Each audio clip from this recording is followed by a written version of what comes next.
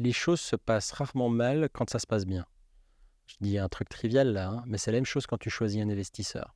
Un investisseur, il va dire, voilà, moi j'ai investi dans Facebook, Twitter, machin. Tu vois, c'est génial. En fait, il ne faut pas regarder ça. Ça, c'est bien, c'est très bien. Mais va voir les boîtes qui se sont plantées et puis va discuter avec eux. Et ça s'est passé comment quand ça se passait mal? Salut et bienvenue au podcast Développement avec Brian Oumana.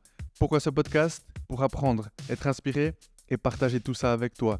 Dans cette partie 2 avec Sacha, on a abordé plusieurs thèmes comme le recrutement, comment Sacha engage un CEO, de l'importance ou non des titres académiques, on parle de la libre expression, justement on parle de religion et de science, de ses passions, et notamment de la physique, les options de sortie d'une start-up, entrer en bourse et la vente de son entreprise, et bien d'autres points. Je suis content que CloudBees ne soit pas en bourse, ou pas encore, parce que si ça avait été le cas, il n'aurait pas pu être si ouvert. Je te souhaite un excellent épisode.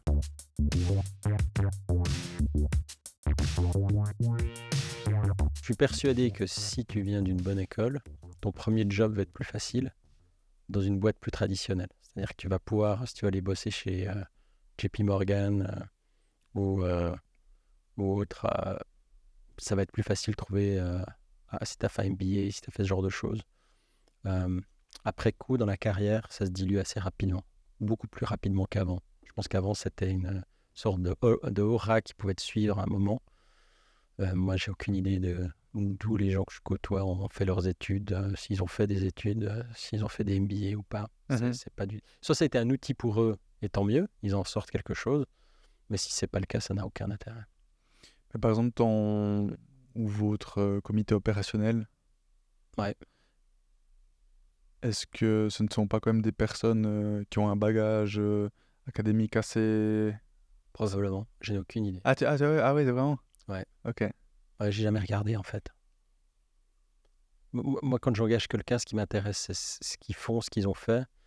Et notamment, on passe beaucoup de temps à faire les checks de référence. Je peux appeler 15 personnes pour les gros jobs. J'ai ma grille avec leurs 15 dernières années. Sur un axe, j'ai 15 dernières années. Puis sur l'autre axe, j'ai est-ce que c'était quelqu'un qui leur reportait? Est-ce que c'était quelqu'un qui était peers? Est-ce que c'était quelqu'un qui était leur boss? Ou est-ce que c'était une autre relation? Un board member, quelqu'un qui les a côtoyés dans l'entreprise, voilà, mais c'était pas directement lié.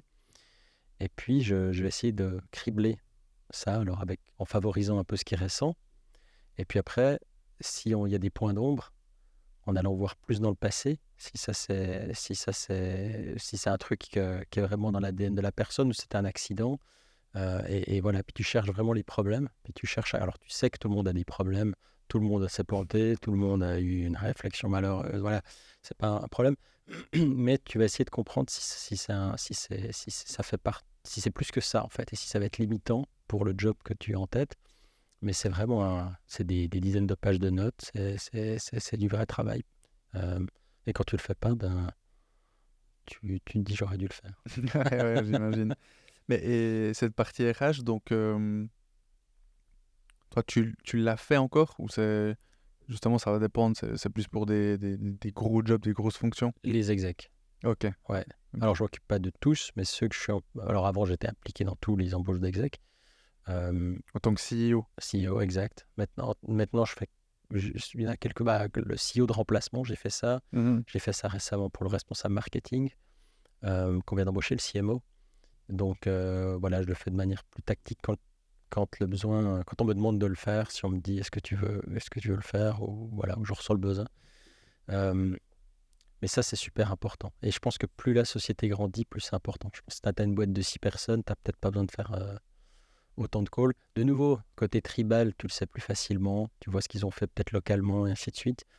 Euh, mais le réflexe référence, une référence vaut 10 fois ce qu'une personne pourra te raconter sur elle-même. Mhm. Et selon dans les deux sens. C'est-à-dire certaines personnes qui ne se vendent pas très bien Correct.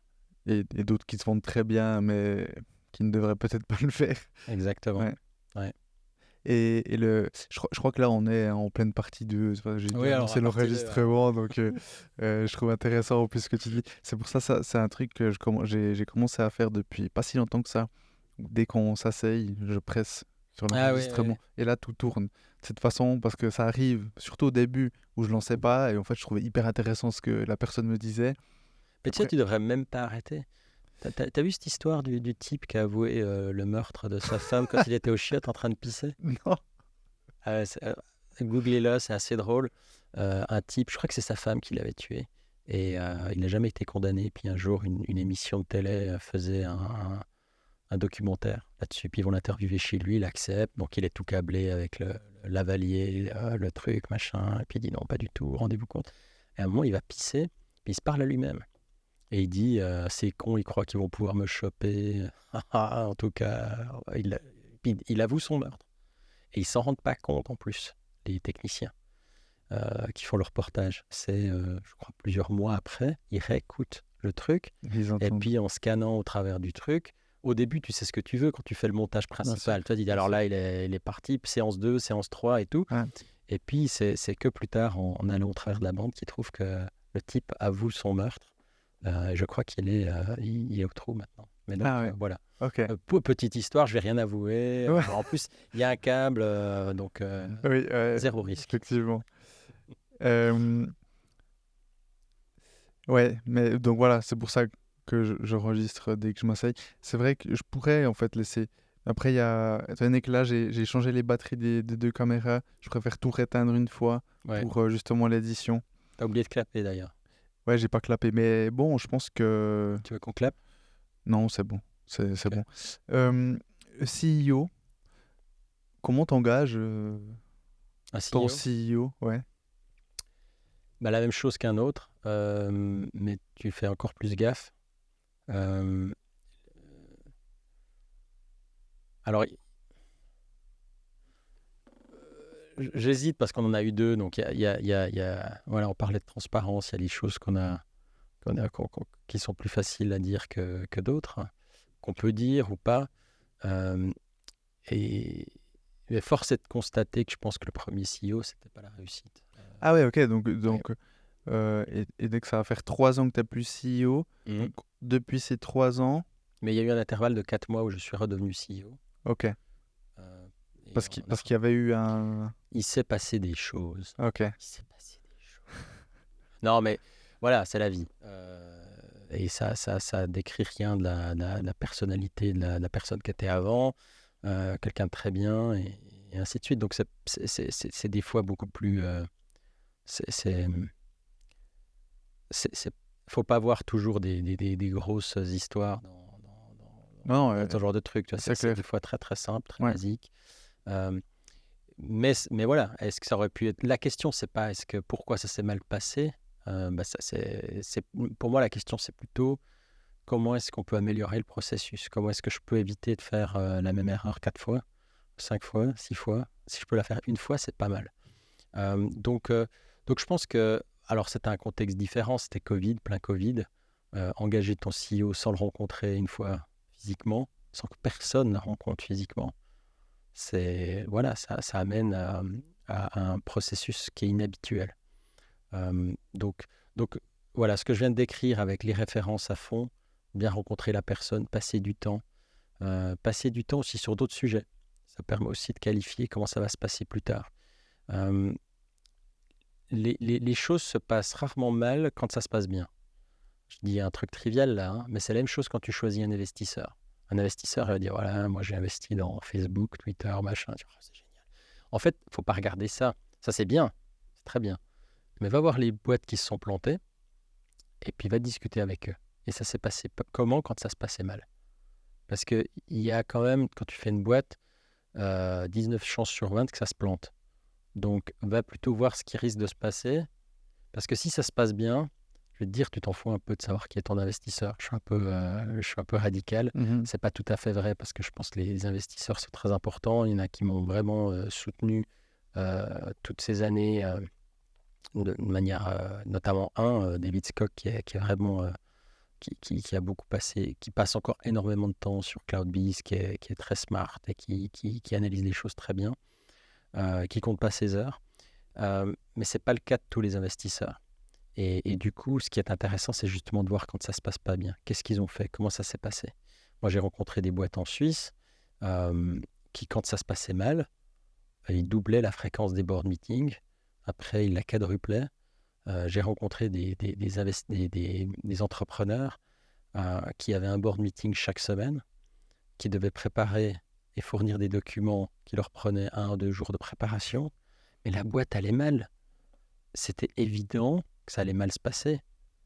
Donc, faut discuter exit. Est-ce qu'on arrête? Est-ce qu'on vend? Est-ce qu'on peut vendre? Mais voilà, on en est là. Mais du coup, on doit tous se mettre pour le coup en mode résolution de conflit, résolution tout court, et trouver des solutions. Et parfois, on a ce sentiment d'investisseurs qui peuvent être un peu, en gros, tu m'as grillé mon pognon. Donc, tu vas payer en fait. Il y a un côté punition quand même qui est mais pourquoi ça n'a pas marché? Tu m'as dit que tu avais de l'adoption, et puis maintenant il n'y en a plus, et puis donc j'aimerais les comptes, puis j'aimerais ci, puis il y a une forme de punition en fait, mais elle n'est pas utile. C'est pas tout d'un coup parce qu'il va se comporter comme un mauvais prof d'école primaire que soudain l'adoption va revenir, les ventes vont être superbes. C'est pas vrai. Et c'est vraiment une punition. Et c'est absurde. Ça laisse des marques profondes sur les entrepreneurs qui ne veulent plus faire ça. Voilà. Donc, ce genre d'investisseurs, par exemple, évidemment, il faut courir. Faut rien faire avec ces gens-là. Mais tu vas le découvrir qu'en parlant avec des gens qui sont plantés, pas avec ceux qui ont réussi. Tu as mentionné l'exit. Ouais. Ou IPO pour Cloudbees, cash out. Enfin, juste, donc IPO, entrée en bourse, Ouais, cash out. rentre en bourse. Je le dis parce qu'il y a certains auditeurs, auditrices qui. J'essaye un maximum de. Déjà, quand il y a des anglicismes, les traduire si nécessaire. Ouais. Après, parfois, j'oublie aussi juste parce que je suis dans la conversation. Donc voilà. Donc voilà. Alors, il y a plusieurs options pour faire un peu le plan de ce qui se passe. Quand tu fais une entreprise, tu peux faire une entreprise parce que tu as envie de mourir avec ton entreprise. Et c'est une option tout à fait valable. Pas de mourir, mais qui existe. Quelqu'un qui a un petit magasin d'alimentation local, c'est un entrepreneur. Il ne cherche pas cash out, c'est son job. Donc c'est une option qui est tout à fait valide. On a tendance un petit peu à l'oublier dans le monde des startups parce que, pour une bonne raison, c'est qu'avec des investisseurs qui veulent, ils mettent pas beaucoup. Quand tu mets beaucoup d'argent à une forte valorisation dans une entreprise, c'est pas pour faire un business tranquille, c'est pour espérer quelque chose qui va démultiplier, faire x10 sur leurs investissements. Donc du coup, il y a un biais clair sur quelle option va être choisie. Mais n'empêche que c'est quand même une option qui existe. Il y a plein de boîtes, même dans les nouvelles technologies, où ils ne cherchent pas du tout à faire une sortie quelconque. Après, et puis après, les deux grandes familles que tu vas voir, ça va être les rachats, effectivement. Une autre société te rachète, ou alors tu vas en bourse. Et pourquoi c'est important ces deux aspects-là? C'est pour le besoin de ce qu'on appelle de liquidité. Donc, en fait, une partie de l'intérêt que certaines personnes auront à rejoindre une start-up plutôt que d'aller bosser chez IBM, sur papier, il faut aller bosser chez IBM. Tu seras mieux payé, tu auras plein de processus pour tout, tout sera toujours réglé à temps, tu auras des formations gratos, tu seras dans les bons hôtels. Enfin, il y a tout, il n'y a pas hésité. Pourtant, c'est pas ce qui se passe. Alors, il y a un désir d'aventure, il y a un désir d'être un agent du changement, il y a tout un aspect un peu personnel, mais il y a aussi le fait que dans une partie de la compensation, ça va être de l'équité, donc des actions dans la société. Chez Cloudbees, 100% des employés, quoi que tu fasses, tu sois à temps partiel, temps complet, tout le monde a des actions. Alors, pas la même quantité, mais c'est quelque chose que tu gagnes au travers du temps.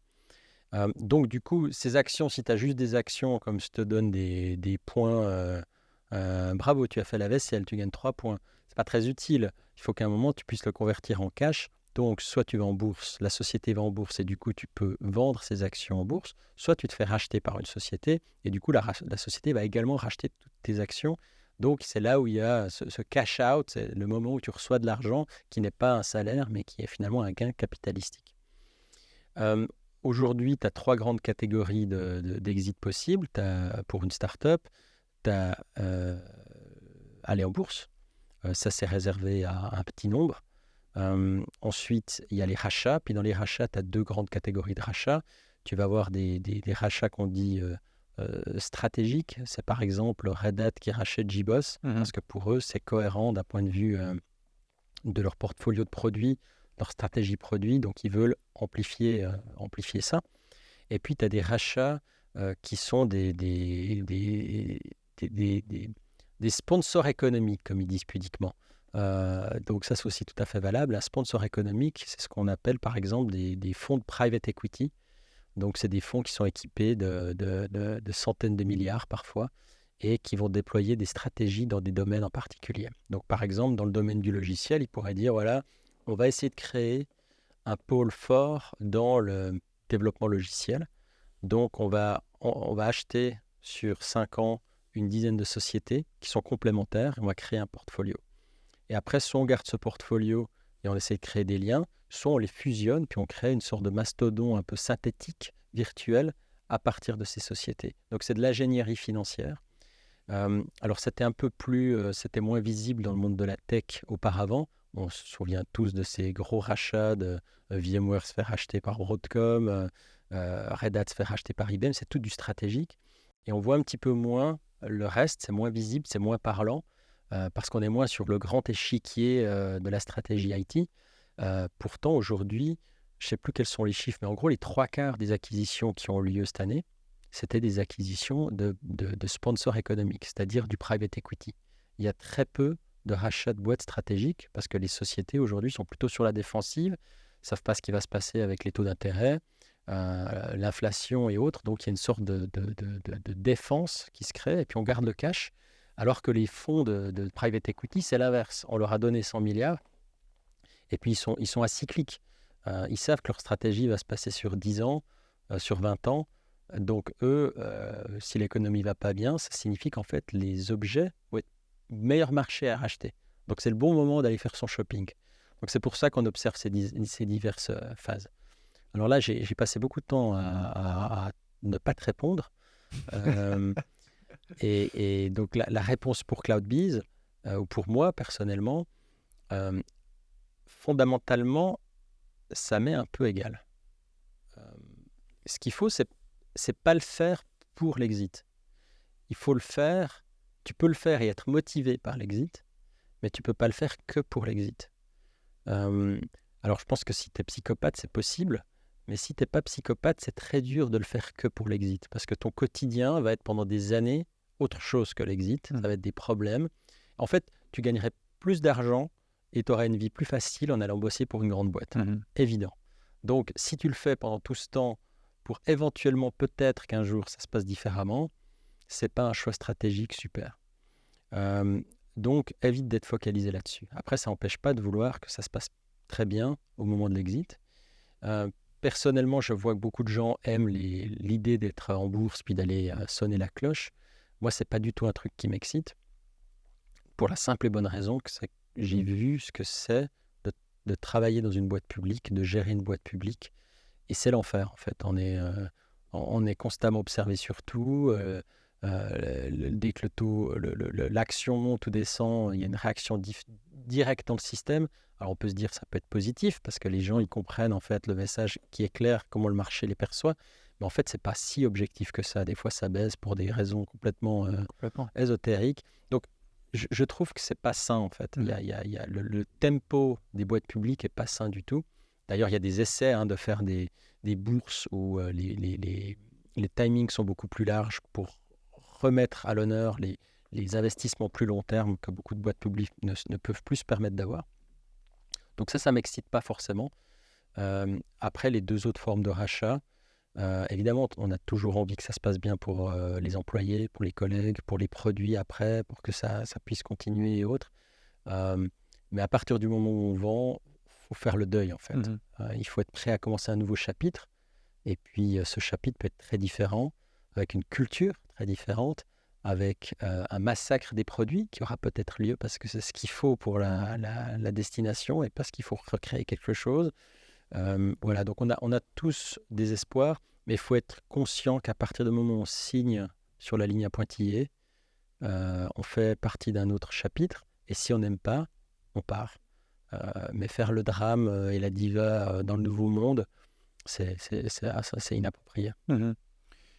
Et donc, là, tu l'as dit, c'est important de pas uniquement le faire pour cette sortie.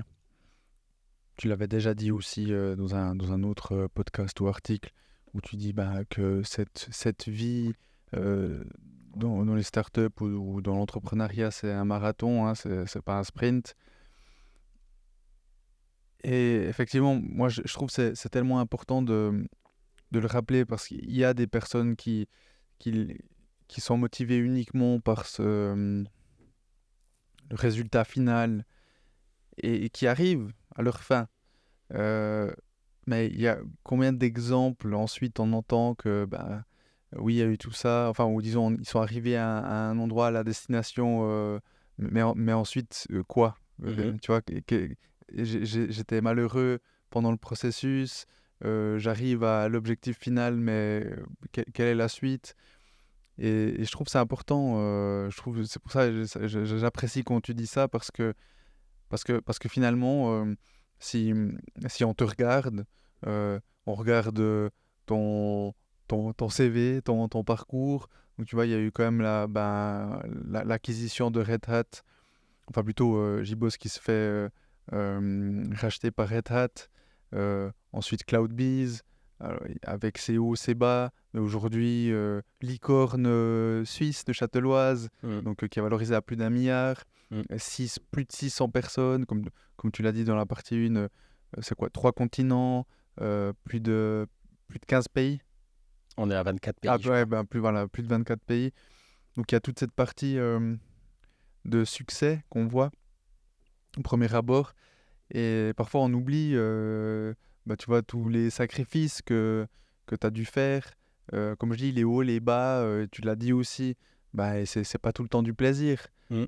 Après, évidemment, faut chercher disons, cette balance 80-20, tu sais, d'avoir quand même 80% de plaisir et 20%, voilà, c'est les trucs, de toute façon, faut les faire, quoi. C'est comme à C'est la ça. maison, de temps en temps, faut aspirer, tu vois, c'est pas des choses qu'on aime faire, mais faut les faire. Mhm. Euh, et, et donc justement, en partie 1, tu as cité quelques activités extra-pro que tu aimes faire. Qu'est-ce qui te passionne actuellement, que ce soit dans ton travail ou hors les exemples que tu as cités dans la partie 1? Mais c'est découvrir des nouveaux trucs. Alors c'est vrai que je pense que je suis un peu monomaniaque parce que je vais pas faire de la peinture et de l'horlogerie, donc je pourrais. Mais maintenant que j'y pense, ça pourrait être pas mal. Mais j'adore la physique, par exemple. Je suis nul, hein, euh, mais j'adore lire des bouquins.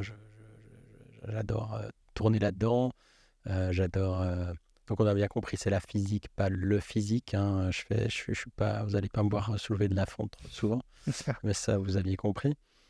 Donc la physique, comprendre l'électronique, puis vraiment comprendre au-delà de la compréhension immédiate qu'on croit avoir en fait, parce qu'on a euh, bah, que ce soit de l'électricité, de la physique, de la lumière ou l'électromagnétisme, peu importe ce que c'est, on en a appris un petit peu à l'école secondaire, on en a appris ensuite quand on allait au lycée, à l'EPFL j'en ai encore appris plus. Et en fait, quand on se repose un petit peu après quelques années où on laisse les choses un peu tranquilles, je me rends compte que j'avais rien compris. Je me rends compte que c'est beaucoup plus profond, c'est beaucoup plus subtil, et puis que finalement on ne sait pas. Il y a les trois quarts des choses, on ne sait pas. En fait, je me rends compte que ce qu'on nous enseignait à l'EPFL en physique, euh, on nous dit des choses, mais en fait, il aurait été honnête, je pense, de nous dire, que tous les profs le disent, c'est qu'en fait, il y a beaucoup de choses qu'on ne comprend vraiment pas. On dit oui, moi je prends un exemple, on passe corpuscule, la lumière, corpuscule, et c'est une onde et un corpuscule. Mais celui qui arrive à wrap his mind, à faire sens de ça, félicitations. Je lis plein de gens qui sont très très célèbres dans le domaine. Ça fait pas de sens. C'est très difficile de comprendre ça. On arrive à être en paix. On se crée une sorte de structure dans sa tête où on arrive à être en paix, en guillemets, avec ça. Mais ça fait aucun sens, en fait. Et on se rend bien compte qu'on n'a pas encore compris l'essence même de ce genre de choses. Pourtant, ça ne nous empêche pas d'être baigné dans les ondes constamment, d'avoir des câbles optiques sous les océans, de faire des choses extraordinaires. Mais l'essence même de la chose, on la comprend pas, on peut pas l'expliquer, ou bien ça fait pas de sens, en fait. Donc voilà, tous ces trucs-là, moi, ça me plaît d'essayer de comprendre. Voilà, donc j'y comprends rien, mais j'adore essayer de comprendre et de creuser toujours un peu plus loin dans plein de domaines. Et ça, c'est où j'aime passer une bonne partie de mon temps. Le reste, c'est du temps en famille que j'apprécie, que je valorise vraiment beaucoup avec ma fille. T'as une fille ? J'ai une fille, ouais. Et puis voilà. Corpuscule. Corpuscule, un corps, juste un corps. Ouais, si. T'as la moitié des gens qui vont dire, qui vont penser, quand on parle de photons. Oui. En photon, c'est donc on imagine bien que c'est une petite bille de lumière qui va taper quelque part. Ok. Et dans plein de cas, c'est effectivement le cas. Et puis après, on va te parler des interférences. On va dire, non, mais c'est parce que c'est une onde, et puis l'onde va interférer avec elle-même, par exemple, c'était une simple frange, et puis tu vas avoir des endroits où elle va jamais être, et puis des endroits où elle va être. Donc le point va effectivement être un point, mais il y a des endroits où il va être, puis d'autres où il va être, où il ne va jamais être. Pourquoi ? Parce que c'est une onde. Et c'est une onde ou c'est un point ? Oui, mais ça dépend. C'est une onde quand elle cherche son chemin, mais une fois qu'elle l'a trouvé, c'est un point. Mais ça fait pas de sens. On peut dire, ah oui, je comprends, oui. Puis on prend un air sérieux, puis on passe à autre chose. Mais ça fait aucun putain de sens. Donc voilà, et je sais que je suis pas le seul. Donc je suis pas en train. Alors il y a beaucoup de choses que je comprends pas, mais ce que j'ai compris, c'est qu'il faut être en paix à un moment donné, où il y a plein de gens qui comprennent pas ça, et voilà, il faut accepter ça, en fait. C'est une forme d'acceptation. Et ça ne veut pas dire que la science n'est pas fantastique, ça ne veut pas dire que ces choses ne sont pas vraies, ça ne veut pas dire, voilà, parce qu'on est dans un monde très anti-science en ce moment, et c'est assez triste d'ailleurs, mais ce doute et de savoir qu'on a réussi à démontrer un certain nombre de choses, mais pas d'autres, il faut être à l'aise avec ça. Tu trouves qu'on est dans un monde très anti-science ? Oui, on a un vrai schisme qui a lieu en ce moment, je trouve. On n'a jamais laissé autant de place à des raisonnements absurdes. Oui. Et l'argument, c'est toujours de dire oui, mais la science est une religion. Mais c'est bien une phrase qui vient de quelqu'un qui n'a pas compris la science, en fait, de dire une connerie pareille. Tu vois, ce qui est fantastique, c'est de se dire que sur une autre planète aujourd'hui, il y a forcément des êtres intelligents quelque part. Ils vont retrouver les mêmes règles de science que nous, en fait. Ils vont comprendre les problématiques de la lumière, ils vont comprendre les problématiques de relativité restreinte, générale. Voilà, ça va dépendre de leur niveau de sophistication. Nous aussi, on a beaucoup encore à apprendre, mais ils vont redécouvrir exactement les mêmes règles. Je ne suis pas sûr que Moses qui sépare les eaux en deux, ça va être sur cette autre planète. Ils vont faire d'autres croyances, et je respecte tout à fait ces croyances, mais c'est des croyances, et il n'y a pas de souci avec ça, mais ce n'est pas la science. Et moi, quand je prends un avion, un Boeing, je suis quand même super rassuré par le fait que c'est un ingénieur qui a construit le Boeing et pas quelqu'un d'autre. Donc, je trouve toujours un petit peu ironique d'avoir tous ces gens qui sont très anti-science, mais ils prennent l'avion, ils sont en bagnole, ils sont sur Internet, ils sont sur leur téléphone. La Terre est plate, mais Et il n'y a pas de souci. Et donc, c'est juste ça, c'est remettre l'église au milieu du village. Et on voit bien qu'aujourd'hui, il y a un retour, en particulier aux États-Unis. On a réussi à avoir une séparation de l'Église et de l'État. Ça a été quelque chose qui semble acquis et qui semble très logique, mais on se rend compte que ça pourrait revenir très vite à l'inverse. On le voit dans certains pays. On le voit, une forme de théocratie soft qui s'installe aux États-Unis aussi. On voit très bien que les agendas euh, deviennent très religieux d'un parti républicain, par exemple. On voit des gens s'asseoir, s'agenouiller devant le pupitre du Sénat pour prier. On voit des gens qui disent que finalement cette séparation de l'État et de l'Église, est-ce que c'était vraiment une bonne chose à faire? C'est des choses qui sont dites par des gens influents aujourd'hui. Et, et ça nous mène dans le dogme, ça nous amène dans le côté sombre, et c'est pas là que j'ai envie d'aller. Après, les États-Unis sont quand même très religieux. Hum. Bah, toi, tu connais plus. Moi, j'y ai vécu 1 an, mais j'étais de mes 15 à mes 16 ans. J'ai Ouais. fait une année en high school. Et j'écoute beaucoup de podcasts et c'est très anglophone et quasiment presque que des États-Unis. Et t'entends quand même beaucoup, hein. Ils sont. Et encore une fois, enfin, on s'en fiche de la religion ou autre. C'est vrai que les États-Unis sont très, très croyants, religieux. Il y a quand même toujours une analogie ou alors une petite pensée vis-à-vis de Dieu ou de Jésus. Je prierai pour vous, Ouais, ouais, exactement. c'est très fréquent. Bah, God bless you, tu vois, Exactement. juste God bless America, God bless America. ce qui est une phrase aussi extraordinaire que conne. Ah oui. Mais s'il y a un Dieu qui existe, il s'en fout de l'Amérique. C'est ça. Euh, et bon, je vais te poser une question, mais on s'en fout. J'allais te demander si tu étais croyant ou pas. Je suis très athée, Tu es très athée. un Ok. athée convaincu. J'ai bien pensé. Ouais, J'ai bien ouais, pensé. athée convaincu. Et je laisse évidemment je suis pas allé manifester, je vais pas manifester contre les religions et essayer de convertir les gens. Mais c'est vrai que je devrais peut-être pas le dire, mais j'ai toujours un regard amusé en fait. Euh, Pas amusé, mais j'arrive pas à compiler. C'est vraiment, c'est une limitation de mon cerveau. J'arrive pas à comprendre en fait comment des gens avec un niveau d'éducation qu'ils ont, que je peux côtoyer, soient si orientés sur la religion en fait. Et je comprends le rôle de la religion, je comprends son rôle historique, je comprends son rôle qui a pu être de calmer, de désangoisser. Je comprends beaucoup de choses par rapport à ça. Je comprends évidemment la notion de croire en Dieu ou pas. Et ça, pour moi, j'ai choisi mon camp, les bleus versus les rouges ou autres. Mais il n'y a pas de, je ne sais pas si j'ai raison ou si j'ai tort. J'ai une conviction au même titre que ceux qui pensent croire en Dieu ont une conviction. La mienne, elle est simplement, j'ai pas pu voir, j'ai pas de preuves, donc j'y crois pas. C'est une économie, c'est plus par économie qu'autre chose.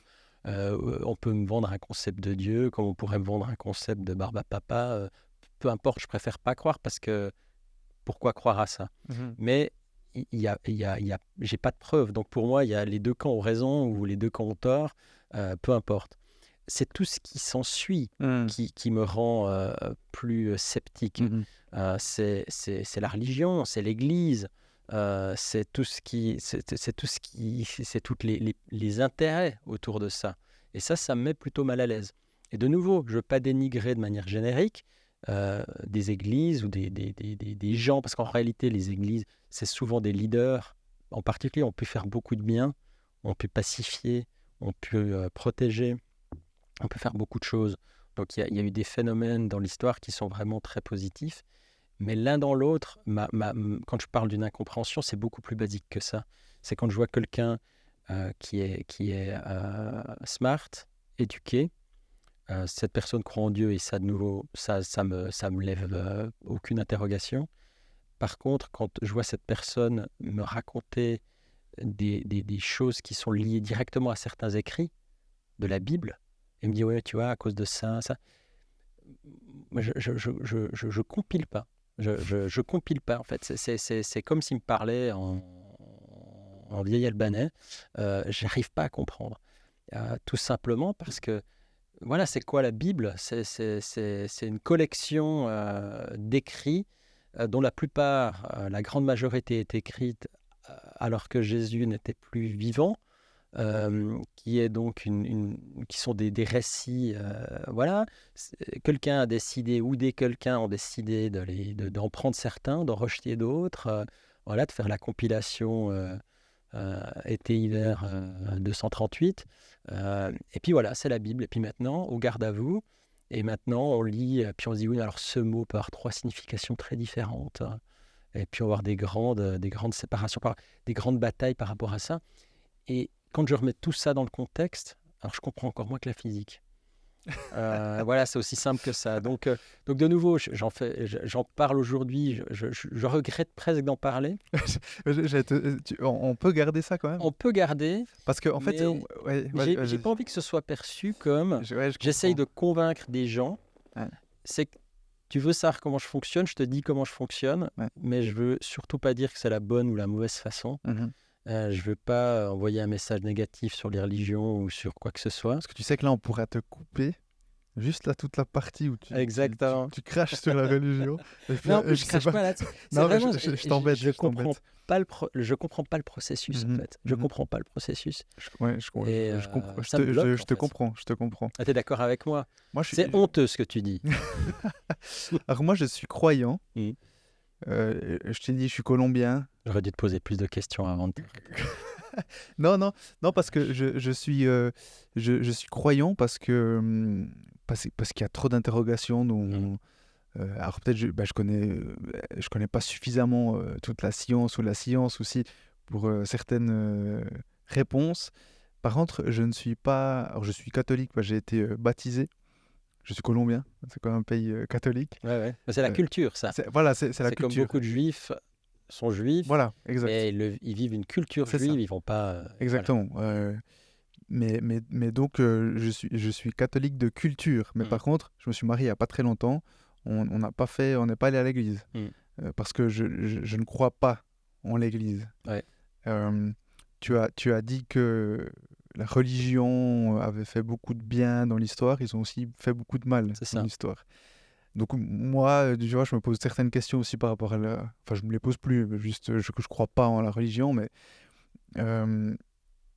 comme toi, au final, tant mieux pour celles et ceux qui croient, et si ça peut leur apporter des bénéfices, tant mieux, en fait, c'est égal. Et je suis content que tu me dises qu'on puisse garder ce que tu as dit, parce qu'aujourd'hui, on peut plus rien dire. Tu vois, et puis... Et moi, là, mon podcast, j'ai envie qu'on dise ce qu'on veut. Après, faut évidemment faire quand même attention parce que on est dans une société et puis après, voilà, on veut pas non plus, je sais pas,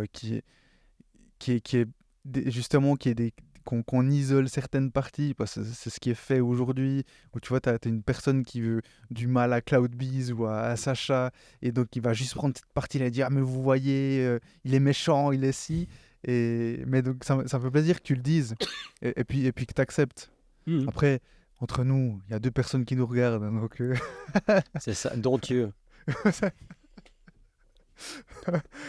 Donc, ok, merci d'avoir partagé ça. Et c'est vrai que, tu vois, on parlait d'entrer en bourse. Si CloudBees était en bourse, est-ce que tu te serais permis de dire ça? Je pense pas. Bon, déjà, je suis plus le CEO de CloudBees. Donc, tu peux dire plus de choses. Je pense. Je suis même pas sûr de ma réponse, mais déjà, je pense pas avoir dit quelque chose d'atroce. Non, je suis d'accord. Mais après, je pense qu'il y a une question de quand tu es une boîte publique, tout est tellement calibré que c'est pas une question de pouvoir ou pouvoir pas dire, c'est où est-ce que tu veux passer ton énergie. Parce que tu sais que ça va être pris, ça va être amplifié, déformé, et donc tu vas peut-être devoir te défendre de ça ou le justifier ou l'expliquer. Donc, si tu as 10 points communication par jour ou 10 choses que tu peux faire, est-ce que tu as envie que 3 d'entre elles, ce soit parce que tu as dit ça ou tu préfères mettre les 10 pour faire autre chose? Donc, ça devient purement un mode d'économie d'énergie. Et je pense que beaucoup de personnes publiques décident de ne pas parler de leurs opinions, pas parce qu'elles ne sont pas courageuses, mais juste par économie d'énergie. Pourquoi dépenser des points à faire ça? Mhm. Alors le problème avec ça, c'est qu'après, on finit avec une sorte de majorité silencieuse qui n'en pense pas moins, mais qui dit rien. Et puis ça peut faire douter d'autres personnes. On l'a vu par exemple dans le Covid. Euh, on a eu une... J'ai jamais vu de gens autant... de gens, par exemple les anti-vax, anti-science, Mhm. pro, je sais pas quoi. Euh, Ils n'arrêtent pas de dire qu'ils sont à la fringe de la société, qu'ils sont exclus des grands médias et autres. En fait, j'ai jamais autant entendu parler de ces gens-là. Moi, j'ai pas vu une seule émission sur la télévision publique suisse sur pour expliquer aux enfants ce qu'est la physique quantique, même très simplifié. Par contre, alors j'ai entendu parler des produits cachés dans les vaccins, et puis j'ai dû aller voter un certain nombre de fois pour des allumés de première, mais constamment, constamment. Et donc, tu as cette minorité d'allumés euh, qui vont prendre dans leur sillage un certain nombre de personnes, aussi parce qu'il y a une majorité silencieuse. Tu as une majorité qui est silencieuse, qui se dit c'est vraiment des allumés, mais voilà, j'ai ma vie, je fais autre chose. Mais en faisant ça, finalement, en ne faisant pas de choix, on fait un choix. On fait un choix de leur laisser le microphone. Et c'est ce qu'on a observé. Donc tous ces mouvements anti-science, c'est pas que la science n'existe pas, c'est qu'en fait, on a laissé plus d'espace à des escrocs, tout simplement. Il y a peu de gens qui sont sincèrement dans le doute. Il y a peu de gens qui sont sincèrement inquiets. Il y a beaucoup de gens... Parce que moi, je trouve étonnant quand même de voir le nombre de gens qui doutent terriblement. Ils ont souvent un shop en ligne. C'est quand même extraordinaire. Je doute de la science. Par contre, vous pouvez prendre mes petites herbettes ou ma concoction ou mon amulette en pierre d'Autriche à 128 francs en abonnement. C'est extraordinaire. C'est extraordinaire cette capacité qu'ils ont à douter et à faire du commerce en même temps. Donc voilà, c'est là où je me méfie en fait du silence. Je pense par économie d'énergie, on comprend bien qu'on n'a pas besoin de se justifier. Il y a plein de domaines. On peut parler de diversité, on peut parler de féminisme, on peut parler de LGBT, on peut parler de religion, on peut parler de vaccins, de sciences. Dans tous ces domaines, il y a un moyen de vraiment se planter, de dire le truc qui ne va pas et de se faire canceller sérieux. Donc par économie d'énergie, On ne dit rien. on se retire et puis tout va bien. Mais il faut quand même accepter qu'en faisant ça, on laisse la place à des minorités qui parfois sont vraiment mal câblées et on leur laisse le micro libre. Et voilà, faut juste être conscient de ça. Et je pense que le pendulum, le pendule va, je l'espère, revenir un petit peu de l'autre côté. Ouais, bah c'est vrai que justement, aujourd'hui, les gens ont tendance à plus s'exposer, parler, alors que certaines personnes... Enfin, en fait, le problème aujourd'hui, c'est que tout le monde peut dire ce qu'il ou elle pense. Mais concrètement, parfois, on s'en fiche de ce qu'il ou elle pense. Ouais. Et tout le monde veut s'exprimer sur des thématiques qu'on ne connaît pas. C'est pour ça que ça me dérange. Je suis pas super à l'aise sur ce bout de segment, parce que fondamentalement, tout le monde devrait s'en foutre de ce que je pense. Tu vois, autant sur Complètement. CloudBees, j'ai un minimum de choses à raconter, et puis je fais le vieux papy qui vous dit à mon époque, en tout cas, moi je vous conseille de pas faire comme ça, et puis voilà, donc très bien. Sur toute cette deuxième partie, je pense qu'il faut le prendre avec beaucoup, beaucoup de pincettes, parce que Ce je sont suis un des sur 8 avis, milliards. voilà, Ouais. ouais, des opinions. Mais après, c'est aussi, en tout cas, moi, c'est ce que j'apprécie du podcast. C'est que, après, évidemment, c'est aux gens aussi d'avoir un peu comment pas de dextérité, mais Jugeote. voilà, de jugeote Mm. pour se dire, bah là, on parle plus. Alors, c'est ton expérience, c'est ce que toi tu penses, mais on ne parle plus de comment tu as fait ou qu'est-ce que tu penses de l'holacratie. Enfin, tu vois, Mm. là c'est juste un avis personnel. Ouais. Et après, c'est aux gens de se faire leur propre avis par rapport à ce que tu as dit. Euh, mais le problème, c'est qu'il y a trop de gens, justement, qui vont se dire ah ben non, Sacha a toute la vérité, alors, euh, alors je ne suis plus religieux. Tu vois? Ouais, ça, je pense pas qu'il y aura. Je pense qu'il y aura l'inverse, en fait. Faut les brûler, Sacha, mécréant. Et donc, c'est là où le silence, d'un côté, je suis d'accord avec toi, il y a une minorité qui va trop parler, et donc on a une autre minorité qui devrait s'exprimer, mais qui ne le fait pas. Euh, En fait, il y a plus de. Il y a comme une sorte. Je sais pas si c'est lié à Trump. Je crois pas que ce soit Trump. On s'énerve tous sur Trump un petit peu quand même. Euh, mais c'est une conséquence en fait. C'est pas une cause. Il a été la conséquence et la cause en fait d'un certain nombre de choses. C'est-à-dire que Trump n'a pas été élu pour rien. Mais une fois qu'il a été élu, il a aussi permis un certain nombre de choses. Et moi, je me rappelle de la politique américaine au début, quand j'allais aux États-Unis, au début des années 2000. C'était encore un pays très righteous. Je ne sais pas comment dire ça, mais euh, par exemple, Bill Clinton, tu vois l'histoire de Bill Clinton, euh, il n'avait rien fait d'illégal, il n'était pas jugé pour avoir fait un truc illégal. Le juge Starr allait contre lui parce qu'il disait mais vous avez menti. Vous avez dit que vous n'avez rien fait, mais vous avez fait quelque chose. Donc ce n'était pas ce que vous avez fait, tellement c'est fou. maintenant. Il serait peut-être attaqué pour ce qu'il a fait 30 ans plus tard parce que les mœurs sont évoluées. Ça, il faut le mentionner maintenant. Parce qu'à l'époque, personne ne s'est posé de question s'il avait un rapport d'autorité sur Monica Lewinsky ou pas. C'était pas du tout le sujet. Le sujet, c'était le mensonge. Vous nous avez dit que vous n'aviez rien fait et vous aviez fait quelque chose. Donc vous avez menti, donc on doit vous virer. C'était ça l'attaque qui était faite à l'époque. Donc c'était un mensonge, plus de président. C'était ça l'idée. Et puis on a tous vu ces gens qui ont été chopés en train de mentir, qui ont dû dire oui, ils sont allés s'excuser publiquement, ils ont donné leur démission et ainsi de suite. On n'est plus trop là-dedans.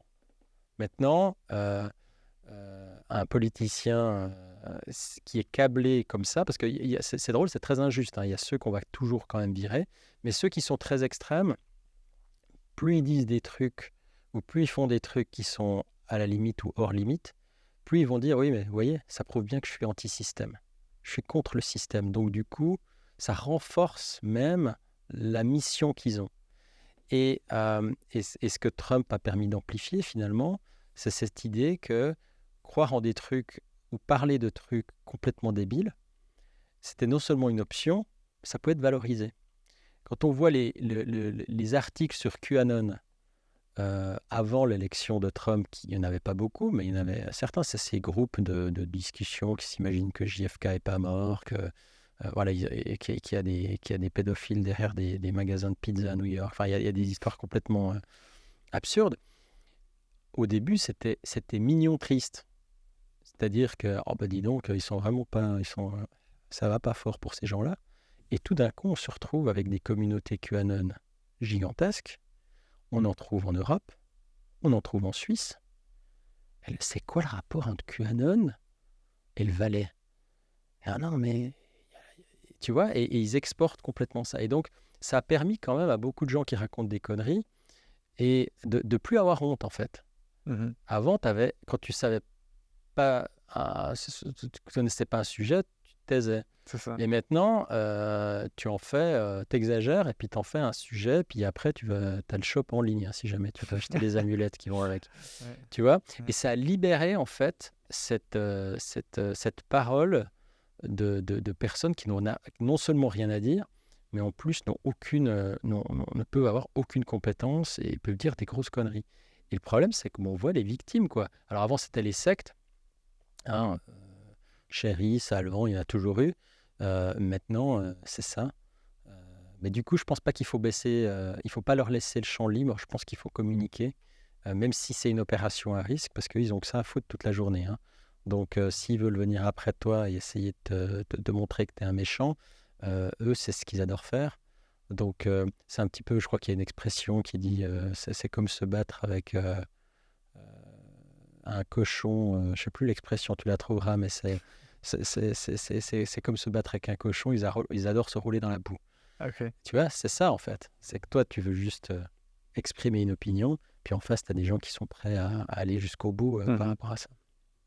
Ok. On a un peu changé de sujet là, On je a... suis désolé. Non, non. Tu peux couper ce que tu veux, hein, parce que... Comme je t'ai dit, je ne coupe rien. Et merde. Je vais quand même te poser les questions que je pose dans cette partie 2. Ouais. Surtout parce que depuis je crois que je vais arrêter de dire ça à un moment donné aussi, parce que je le dis tout le temps, mais ça fait un petit moment que j'ai déjà instauré ce nouveau concept où c'est une des anciennes invitées pose une question à un futur invité sans savoir qui sera cet invité. Donc je vais quand même te poser la question d'un ancien invité qui posait une question à un futur invité, mais il ne savait pas que ça allait être toi ou ça allait tomber sur toi. Mais je vais te la poser dans un petit instant. Je voulais juste savoir si tu avais des recommandations de livres, de podcasts ou autres. Avant que tu répondes à ça, tu n'as pas le droit de citer, parce que tu l'as cité dans le podcast là, de ICT, Alpha ICT, pardon. Donc, j'ai pas envie que tu recites les mêmes sources. Donc, tu parlais de Real Life Lore. Donc, il y a une chaîne YouTube sur la géopolitique. Tu parlais de Real Life... Ah, c'est la même chose, pardon. Sabine Ossenfelder. Exact, physicienne. Physicienne. Qui passe dimanche à la télé, si tout va bien. Suisse-allemande. Ah ouais, ok. Tu parles suisse-allemand? Non. Ok. On a quoi? Ah, ça, c'est sur l'open source. Eugène. Ah non, c'est la physique. Je pense. C'est Eugène très compliqué. Kutorenyansky. Ouais, la physique. Bon, j'ai cité tout ça, mais j'ai donné des liens. Ouais, mais alors déjà, je crois que j'ai dû les donner par écrit parce que oui, je suis incapable de te corriger sur leur prononciation. Oui. Déjà, ce qui est mauvais, un mauvais signe. Tout à fait. Tu les as lus? Non, mais j'adore ça. Bon, voilà. Et puis, il y avait aussi Zero Days, documentaire. Oui, sur la sécurité. On a parlé de sécurité informatique. Exactement. On a parlé d'AI. Ouais. Et puis, et moi aussi, je vais aussi complètement... mal prononcer son nom, Jonesbo. Oui, alors, qu'est-ce que m'a dit ma tante est norvégienne. Voilà. À chaque fois, je dis Jonesbo. Je sais pas, en fait. Je crois que je vais continuer à le dire faux. Mais moi, je dis Jonesbo, mais c'est pas Jonesbo, mais c'est des romans policiers. Ouais. Auteur, voilà, exactement. Ouais. Donc, est-ce qu'il y a d'autres ressources que tu recommanderais? Ou typiquement, si on reprenait un peu l'entrepreneuriat, est-ce que tu as que ce soit un livre, est-ce qu'il y a un livre que tu relis tous les 2, 3, 4 ans, ou quelque chose, une thématique qui t'a marqué par rapport à tout ça? De nouveau, je trouve que la richesse, c'est d'en prendre plein la tronche. Ok. Donc, d'en lire des bons, des mauvais. Moi, j'ai lu des livres sur les méthodes de vente, enfin, des trucs que je vais jamais faire et que je vais jamais comprendre. Mais ça t'enrichit toujours d'une certaine manière. T'en prends même que 1%. Alors, mon conseil serait plutôt pour les nouveaux managers, parce que je sais que ça peut être assez stressant. Je discutais de ça avec une collègue récemment. Je lui ai conseillé deux articles que je trouve... ils sont pas sophistiqués, mais ils sont assez fondamentaux et ils permettent de créer d'autres choses autour. Alors, il y en a un, je l'ai mentionné avant, les 5 Dysfunctions of a Team, donc les 5 dysfonctions d'un team. C'est un livre assez... plein de gens l'ont lu, je pense, et qui décrit certains comportements de base sur la façon dont les teams fonctionnent ou dysfonctionnent et comment tu peux arriver au travers d'une maturation. Le team, c'est un système, de nouveau on parle de systémique, hein, c'est un système qui va évoluer, qui va tendre vers quelque chose, et d'être conscient de ces fonctionnements permet de raccourcir le temps, de résoudre des problèmes. Donc c'est vraiment assez basique, c'est super rapide à lire, mais en le lisant tu te dis ah oui, oui, effectivement, ça j'ai fait faux, ça je vois pas et je devrais voir. Voilà. Donc ça permet quand même de faire un petit reset rapide, surtout en début de carrière. Le nom de l'auteur ou Aucune idée. Ok, Mais c'est un truc. ok. Ouais. Ok. Tu vas faire un cours de management, on te le lance dessus, Ok, je pense. d'accord. Ouais. Voilà, je montre bien que je n'ai jamais fait de cours de management. Ah ouais, c'est pas grave. Ok. Et ta deuxième. Et l'autre que j'aime bien, c'est un tout vieil article, je crois que c'est des années 70. Tu peux le trouver sur. Faut le googler, mais c'est Harvard Business Review qui l'avait publié à l'époque. Il était HBR, qui l'a republié, je crois, dans les années 90. Ils l'ont modernisé dans les années 90. Tu verras, il n'a rien de moderne. Le type d'écriture, enfin, tout ça, tu verras, c'est un peu bizarre, mais il exprime assez bien. Moi, je l'ai toujours trouvé bien. Je l'ai conseillé souvent aux nouveaux managers. C'est, tu googles, c'est Monkey on the Back. Donc, les singes sur ton dos. Et, quelque chose. Et en gros, ça explique souvent le problème qu'ont les managers au début, où finalement, tu vas prendre beaucoup des problèmes des gens qui travaillent pour toi et qui viennent et ils te disent chef, ça va pas, j'arrive pas à faire ça. Et la réponse est je vais regarder, je vais résoudre ce problème. Et en faisant ça, en fait, ils ont un problème, ils ont un monkey on the back, ils ont un singe sur le dos, puis ils prennent le singe puis te le mettent sur ton épaule. Et puis, voilà, très bien. Et puis à la fin de la journée, tu as 12 singes sur le dos, parce qu'il y a tout le monde qui est venu te faire un truc. Puis après, tu n'arrives plus à fonctionner. Puis tu as des singes partout, puis on t'en rajoute. Et puis tu te dis, putain, j'arrive pas à suivre. Et puis comment je vais faire et alors, c'est très imagé avec les singes sur le dos. Mais c'est très évident. Et je pense que ça permet de créer beaucoup d'empathie par rapport à la situation. Puis dire, oui, moi, je finis ma journée ou ma semaine. J'ai 25 singes sur le dos. Comment je vais faire? Donc, voilà, c'est une petite histoire de dos. C'est un article, c'est pas un livre. Mais entre les deux, je pense que si certains ont écouté cette interview puis se sont sentis un petit peu visés sur le commentaire de vous êtes manager, mais personne ne vous a jamais dit comment faire, vous avez appris sur le tas, et puis au fond de vous, vous vous sentez démuni et vous savez qu'il y a quelque chose qui n'est pas tout à fait fit, vous n'allez pas peut-être partir 6 mois en training ou passer tous vos week-ends à faire quelque chose. Lisez déjà ça, ça va allumer quelques loupiotes dans le cerveau et c'est bien. Et la Harvard Business Review, t'aimes bien les articles? Parfois, j'en faisais plus avant que maintenant. Maintenant, Ok. je suis retourné dans ma période nerd. Donc voilà, mais à une époque, j'aimais bien. C'est pratique, hein, dans les aéroports aux États-Unis, il y a souvent une collection de Harvard Business Review. Ils en ont toujours une pelletée. Donc ça parle de marketing, ça parle d'HR, ça parle de go-to-market, ça parle de n'importe quoi. C'est des articles souvent. Donc c'est pas très long à lire. C'est assez bien, ouais. Et donc cette question de un des anciens invités, il posait la question: quelles mesures devraient être implémentées pour transformer la Suisse en une nation startup? De quelle manière pourrait-on attirer des capitaux pour les startups suisses désireuses d'accélérer leur développement? Ouais, c'est une bonne question. Alors, je pense que le problème, c'est qu'on a les capitaux. On est vraiment les enfants gâtés. Et je trouve que ça fait du bien de repenser à la fondation du Crédit Suisse. Je ne sais plus le nom du type, hein, mais qui voulait trouver des fonds pour les grands projets en Suisse. C'est d'ailleurs assez triste qu'on en soit là aujourd'hui.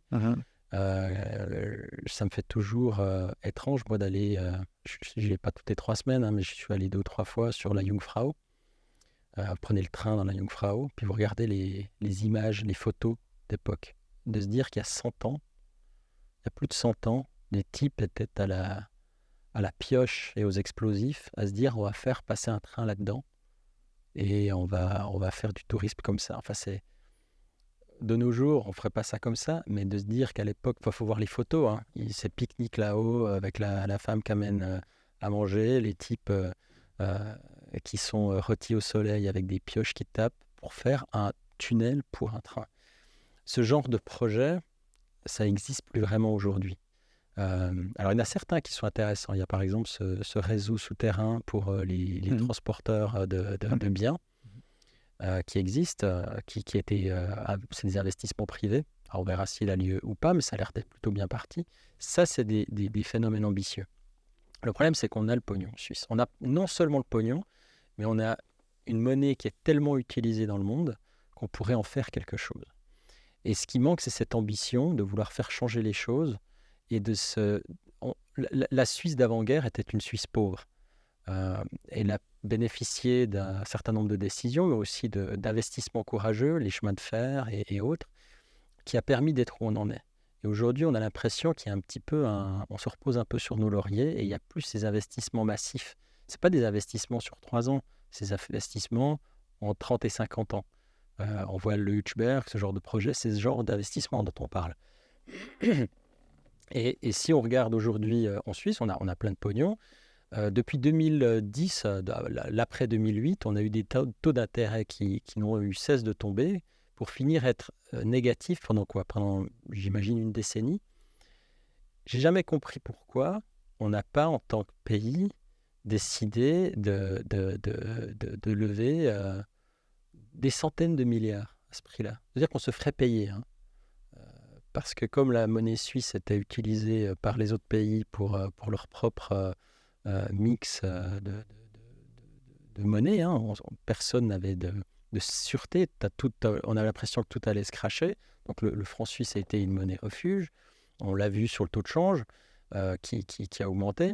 Et du coup, on aurait pu faire des emprunts massifs. Mais pas des emprunts pour 10 ans, des emprunts pour 50 ans.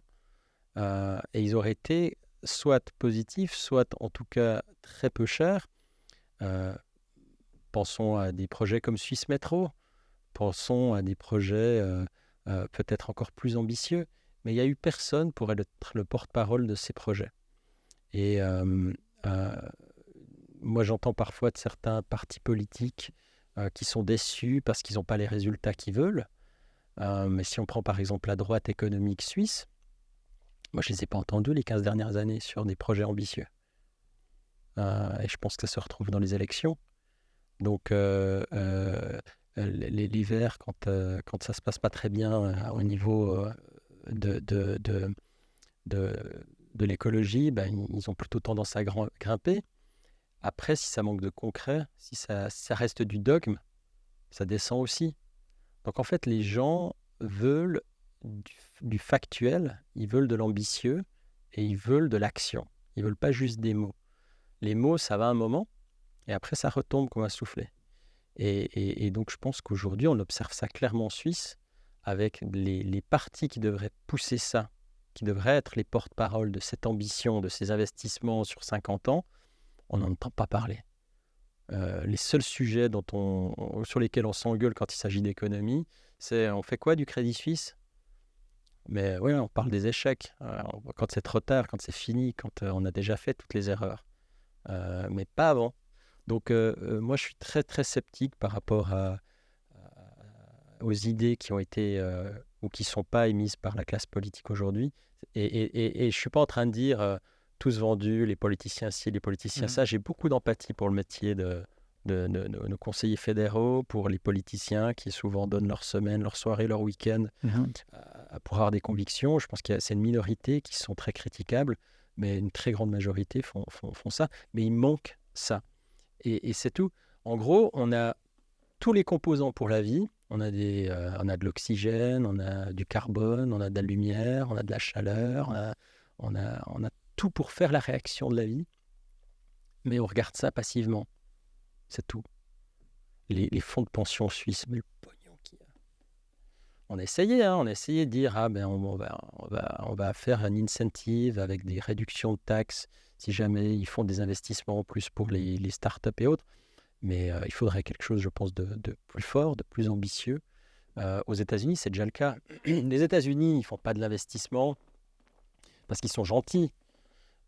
C'est aussi des fonds de pension, c'est aussi des fonds universitaires, c'est des fonds qui ont des centaines de milliards. Et ils ont compris qu'en dans leur allocation de capital, il fallait, je ne sais pas, 1-2% qui soit sur les couches venture, capital. Parce qu'ils savent que c'est acyclique, ils savent que ça va être bien par rapport aux autres couches, aux autres strates d'investissement. Donc, du coup, si on met 1% de 200 milliards, ça fait vite des sous-sous dans la poche. Voilà, ça met des sous dans le système. Du coup, après, eux, ils ne vont pas gérer des investissements, donc ils donnent cet argent à des investisseurs. En Suisse, il y a peu d'investisseurs, finalement. Il y a quelques investisseurs. Il y a beaucoup ce que j'appellerais je ne sais pas quoi dire, je vais les appeler des faux investisseurs. Je vais être un peu critique.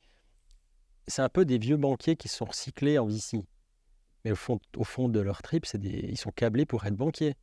Donc, ils ne sont pas là pour apprécier la disruption d'une idée, à quel point ça peut être fait ou pas fait. Et donc, si le jour où on aura vraiment de l'argent qui ira dans le système, je pense qu'il y aura un premier cycle qui va être plutôt laid. Parce qu'on va avoir beaucoup d'argent qui va aller chez des investisseurs qui sont peut-être pour une grande partie assez moyens. On le saura que quand on aura vu les résultats. On va voir les résultats pour se dire, bon, ceux-là, c'est pas très bien. Donc, quand je dois remettre les prochaines centaines de millions en tant que fonds dans le système des VC, je ne vais pas prendre ceux-là.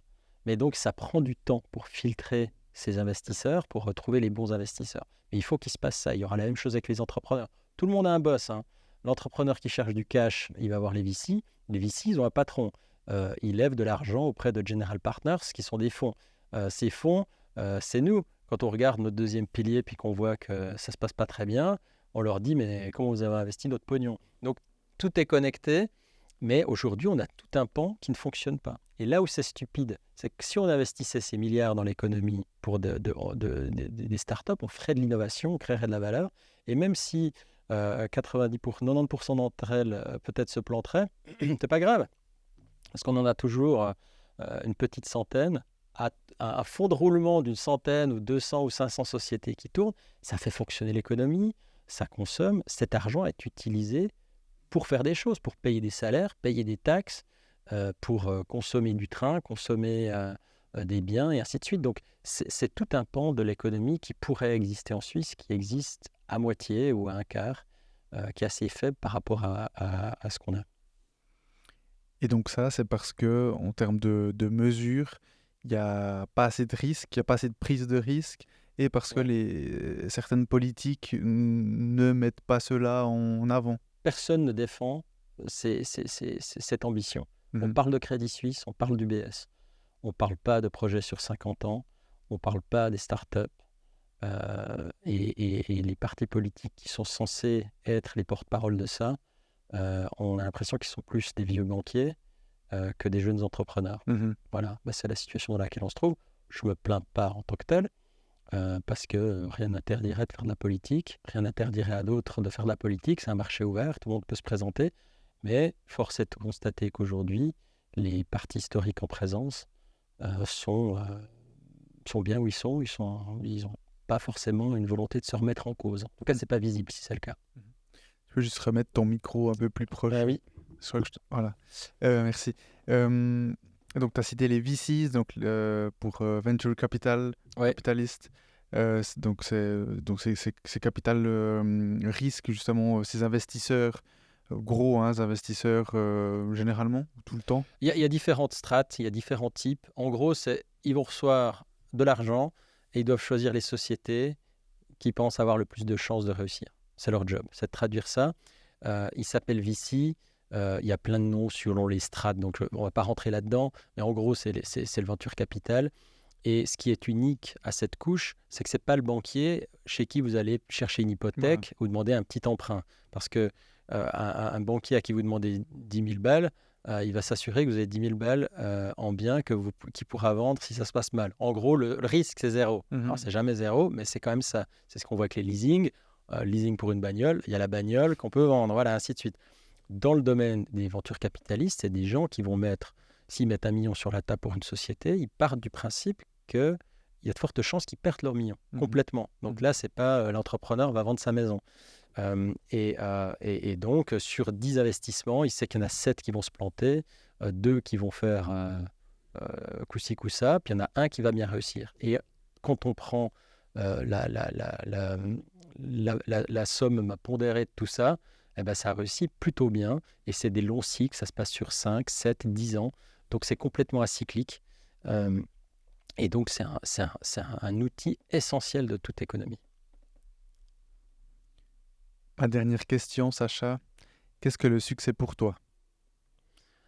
Le succès pour moi...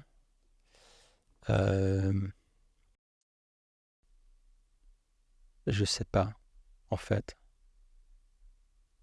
J'aimerais pouvoir savoir, mais je crois pas que je le sais. Euh,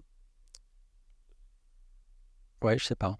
C'est une bonne question. Je crois que je me la pose constamment. C'est quoi le succès?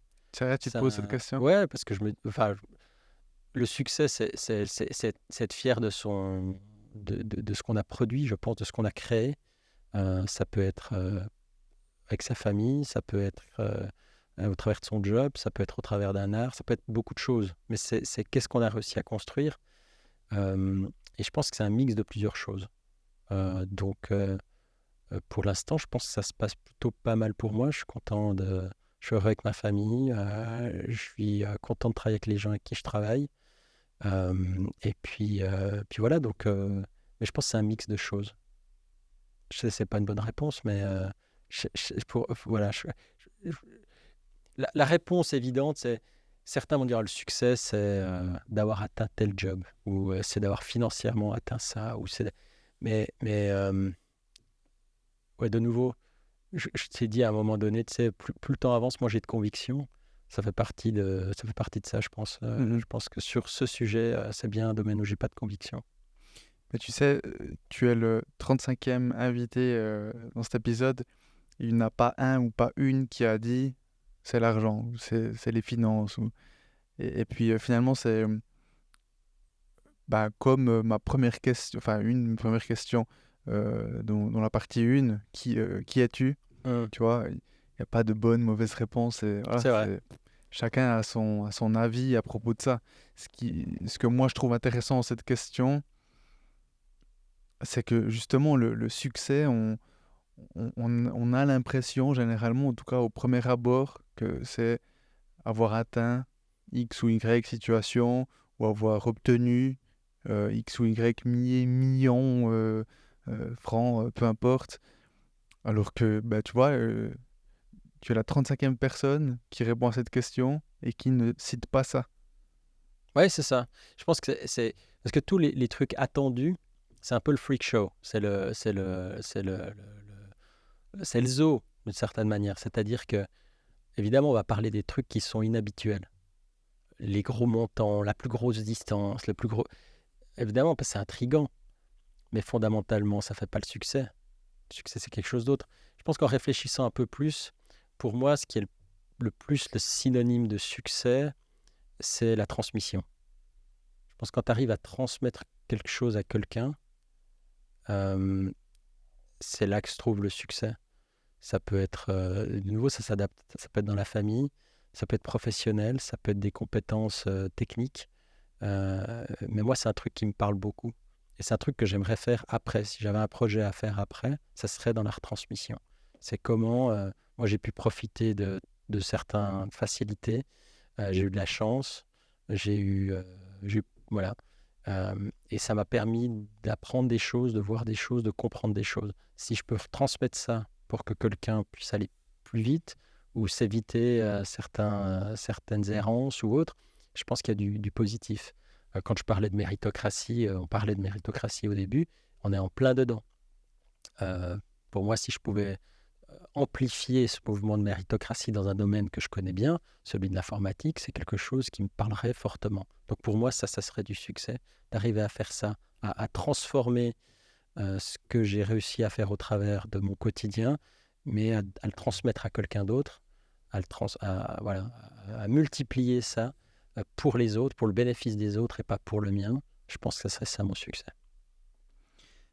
Tu vois, la transmission, c'était une des thématiques que j'avais et que j'aurais voulu aborder avec toi, mais on a abordé énormément d'autres thématiques parce que je t'avais déjà entendu parler de ça, que justement que c'était que tu étais déjà dans la transmission parfois où tu échanges avec des entrepreneurs et que tu aimes ça. Mais voilà, ce sera pour un autre épisode. Parfait. Sacha, merci beaucoup. Est-ce que tu as quelque chose d'autre à ajouter avant qu'on clôture? Non, c'était très bien. J'ai beaucoup aimé cet échange. Et puis j'espère que nos deux auditeurs, dont Dieu, l'apprécieront tout autant. Merci Sacha.